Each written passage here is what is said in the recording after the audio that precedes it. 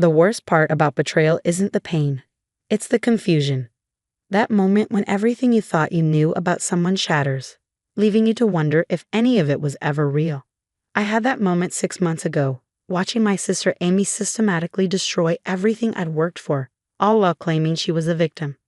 I'm Charlotte Bennett, and this is the story of how my sister tried to ruin my life, not realizing I had proof of what she'd really done. Growing up, Amy and I were the closest of sisters despite being complete opposites.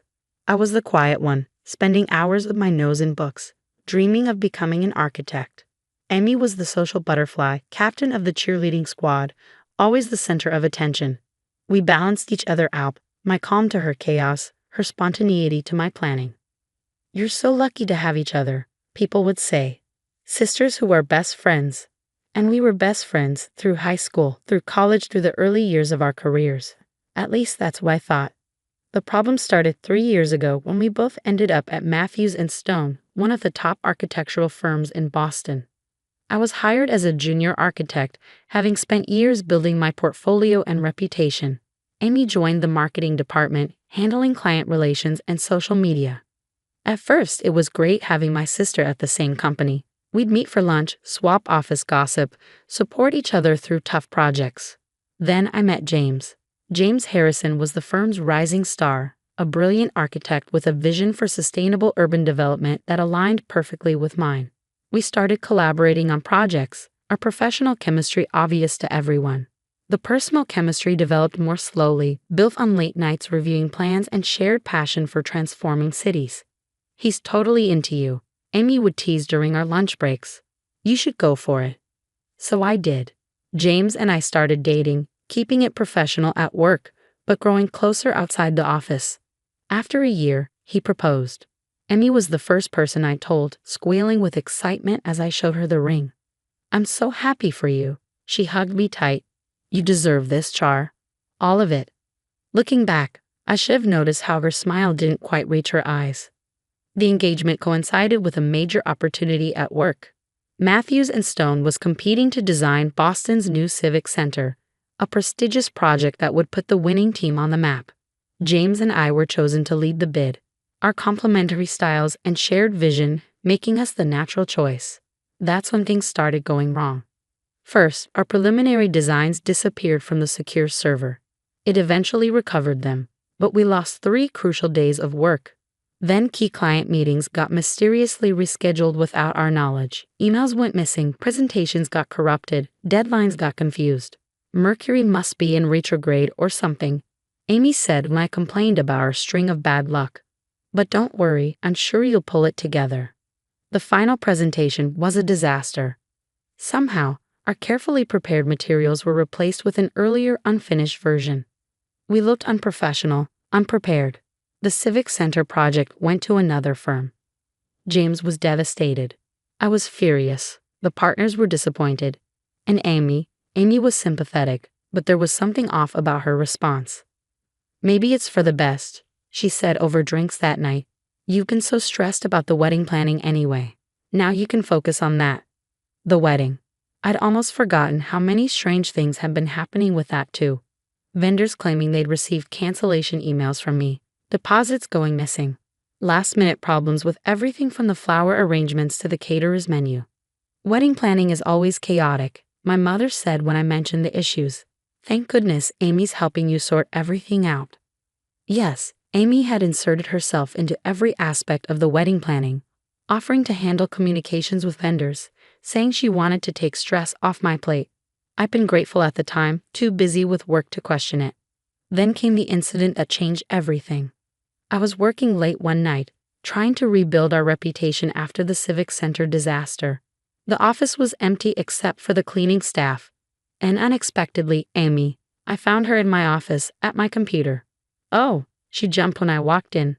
I was just looking for that vendor spreadsheet. For the wedding. Something about her reaction felt wrong. The vendor information was in our shared Google Doc. She had no reason to be on my work computer. But before I could question it, she rushed out, saying she was late for drinks with friends. The next morning, James was called into a partner meeting. Someone had reported us for ethical violations. claiming we'd stolen design elements from competitors for the Civic Center bid. They had screenshots of emails, documents that seemed to prove it. We were suspended pending investigation. I can't believe you'd do this to me, James said later, his voice cold. Those emails came from your account, Charlotte, your computer. I didn't. You know I wouldn't. But the evidence looked damning. And in the middle of it all, Amy played the supportive sister perfectly, defending me to anyone who would listen, all while subtly spreading doubt. I just don't understand it, she'd say to colleagues. Charlotte's always been so honest. The pressure must have gotten to her. The investigation dragged on. James and I were cleared of the most serious charges. The partners accepted that the emails could have been planted. But our reputations were damaged. The trust was broken. I need time to think, James said, removing his engagement ring. About everything. I went home that night to find Amy in my apartment, ostensibly bringing comfort food and sympathy. She hugged me as I cried, stroked my hair, told me everything would work out. Maybe James isn't the right one anyway, she said softly. If he doesn't trust you. That's when I saw it. A flash of satisfaction in her eyes, quickly hidden behind sisterly concern.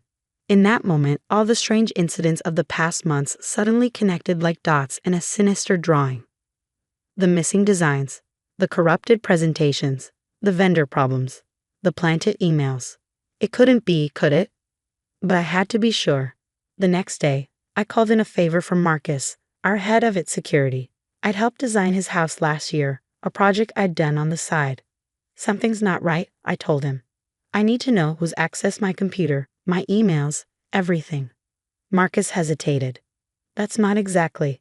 Please, my career and relationship are falling apart. I need to know the truth. He agreed to help, setting up monitoring software and recovering deleted security logs. He also helped me install discrete cameras in my office, their feeds backing up to a secure cloud server. Then I waited, watching, gathering evidence. The rehearsal dinner was in 2 days. Despite everything, we decided to go ahead with the wedding, James agreeing to try to work things out. Amy had been particularly insistent about keeping the date. You can't let a little work drama ruin your special day, she'd said. Trust me, I have everything under control. Those words should have terrified me. But for once, I was counting on my sister's need for control, her compulsion to be the center of attention. Because I knew something she didn't, the cameras had caught everything. Every late-night visit to my office, every deleted file, every planted email. And more importantly, they'd caught her phone calls, the ones she made when she thought she was alone. The story they told was worse than I'd imagined. The security footage told a story so twisted I could hardly believe it was real. Hours of video showing Amy in my office late at night, methodically sabotaging my work, planting false evidence, making calls to project clients to sow doubt about our team's integrity.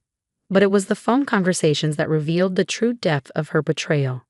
Everything's going according to plan, she'd said in one call, thinking she was alone in my office. Charlotte's career is in shambles. James is doubting everything. Soon he'll realize I'm the one he should have been with all along. Marcus had recovered her deleted emails too. Messages to vendors canceling services for my wedding, correspondence with competitors during the Civic Center bid, even a fake email account she created in my name to send incriminating messages. Are you sure you want to do this? Marcus asked as he helped me compile the evidence. She's your sister. Not anymore, I said quietly. She stopped being my sister the moment she decided to destroy my life. The rehearsal dinner was at La Maison, an upscale French restaurant downtown. Amy had insisted on handling the arrangements naturally. As guests arrived, I noticed she'd seated herself next to James at the main table, with me relegated to the far end. James looked uncomfortable but resigned. We'd barely spoken in the past week, the weight of unresolved suspicions hanging between us. My parents chatted nervously, clearly sensing the tension but not understanding its source. Amy was radiant, playing the devoted sister and maid of honor to perfection. She even prepared a speech, she announced, something special she wanted to share with everyone. I let her start, let her stand there in her designer dress, champagne glass raised, all eyes on her, just how she liked it. I've known Charlotte all my life, she began, her voice thick with fake emotion. We've shared everything, secrets, dreams, even our workplace. That's why this is so difficult. She paused dramatically, pulling out a folder. But sometimes love means telling hard truths. I've discovered evidence that my sister, that Charlotte, has been lying to all of us. Gasps around the room. James went pale. My parents looked stricken. These documents prove that Charlotte not only stole designs from competitors. Emmy continued, but she's been embezzling from our wedding fund, canceling vendors and keeping the deposits. That's quite a story, I said, standing slowly. Why don't we watch a movie instead? Before she could respond, I nodded to Marcus, who started the video projection we'd set up. The screen came to life with crystal clear security footage. There was Amy sneaking into my office at midnight, Amy deleting files from my computer, Amy making calls on her cell phone. No, this is Charlotte Bennett. I need to cancel my contract. Yes, keep the deposit. No, don't try to contact me directly. The color drained from her face as her own voice filled the room. James should have been mine. We had a connection at the office Christmas party last year. I know he felt it too. But then little Miss Perfect had to swoop in. More footage played. Emmy sending emails from my computer. Emmy planting false documents. Emmy laughing on the phone about how perfectly her plan was working. Turn it off, she whispered. Why? I asked. Isn't this the truth you wanted to share? The room had gone deadly quiet. James was staring at Amy with a mixture of disgust and disbelief. My parents looked like they'd been slapped. I can explain, Amy started, but her voice cracked. Let me explain, I said, my voice carrying in a silence. You couldn't stand that I was succeeding on my own merits, that James chose me, that for once in our lives I had something you wanted and couldn't take. That's not. I never. Never what? Never sabotaged my career, never tried to ruin my relationship, never betrayed your own sister out of jealousy and spite. I played one final clip. Amy in my office just yesterday, practicing her rehearsal dinner speech, gloating about how this would be her masterpiece, her final triumph. I'd say your performance was brilliant, I continued as the screen went dark, but brilliance requires originality. All you've done is play the same role you always have. The center of attention, the star of the show. Only this time you went too far. The partners from Matthews and Stone were in attendance. My guests, though Amy hadn't known that when she planned seating. They looked thunderous as they approached her.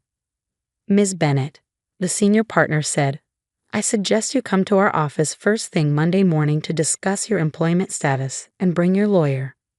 James stood up, finally finding his voice. Charlotte, I am so sorry. I should have trusted you. Yes, I agreed. You should have. My parents were crying quietly in their seats. Mom reached for Amy, but she jerked away, her composure finally cracking. You always got everything, she screamed at me. The grades, the career, the perfect relationship. It wasn't fair. I just wanted what I earned. I finished for her. What I worked for. While you were partying through college and expecting things to be handed to you, I was building my career. While you were flirting with every man in the office, I was developing a real relationship. The only thing that wasn't fair was having a sister who'd rather destroy me than see me succeed. Security arrived, Marcus's final arrangement. They escorted Amy out as she continued to scream about unfairness and betrayal, her mascara running down her face. The aftermath was both easier and harder than I'd expected. Matthews and Stone launched a full investigation, eventually firing Amy and clearing my name completely. Several vendors came forward with recordings of her cancellation calls, and the missing deposits were traced to an account she opened in my name. James and I postponed the wedding, opting for counseling to rebuild our trust. He's working hard to make amends for doubting me, understanding now how skillfully Amy had manipulated everyone. My parents, that's been the hardest part. They're in therapy too, trying to understand how they missed the signs, how their parenting may have contributed to Amy's sense of entitlement and competitiveness. We always said you were lucky to have each other, Mom told me sadly. Maybe we should have taught you both to be worthy of having each other instead. Amy moved across the country after everything came out. Last I heard, she's working at a small marketing firm, under strict supervision. She still maintains she was the victim somehow, that I drove her to it by being too perfect. The wedding finally happened 6 months later, smaller, more intimate, but more genuine. Instead of a maid of honor, I had my closest friends stand with me. People who had supported me through everything. Who had seen through Amy's manipulations even when I couldn't. During the reception, James pulled me aside to show me something. A small album of security photos Marcus had given him, showing me working late nights on the Civic Center project, completely focused, passionate about my work. "This is why I fell in love with you," he said. "Not because of grand gestures or dramatic scenes, but because of your quiet dedication, your genuine passion for what you do." We're back at Matthews and Stone, our reputations not just restored but enhanced by how we handled the crisis. The partners have put us in charge of a new sustainable housing project, bigger than the Civic Center would have been. Yesterday, I found an old photo of Amy and me as kids, grinning at the camera with ice cream on our faces. Sometimes I miss that sister, the one who shared secrets and dreams before jealousy poisoned everything. But then I remember that person never really existed. She was just another role Amy was playing, waiting for her chance to steal the spotlight. The security cameras are gone from my office now, but I've kept one small reminder of everything that happened. On my desk sits a simple frame containing a fortune cookie message I got the day I decided to investigate Amy's betrayal. The truth has a way of coming to light. The only question is whether you're ready to see it. I was ready. It hurt. It changed everything. But it also set me free. Free from manipulation. Free from false loyalty, free from the exhausting task of managing Amy's endless need for attention and validation. Last week, a young intern came to me for advice about office politics and difficult colleagues. I thought carefully before answering. Success isn't about defeating others, I told her. It's about being someone who can face herself in the mirror every morning, knowing she's earned her place through hard work and integrity. Amy never understood that. She was so busy trying to take what others had that she never built anything of her own. That's the real tragedy, not that she betrayed me, but that she betrayed herself, becoming exactly the kind of person she always accused others of being. As for me, I'm building things again, buildings, relationships, a life based on truth rather than competition. Sometimes the best revenge isn't about getting even. It's about getting better, about refusing to let someone else's darkness dim your light. The truth may hurt, but lies destroy. I chose truth. And in the end, that made all the difference.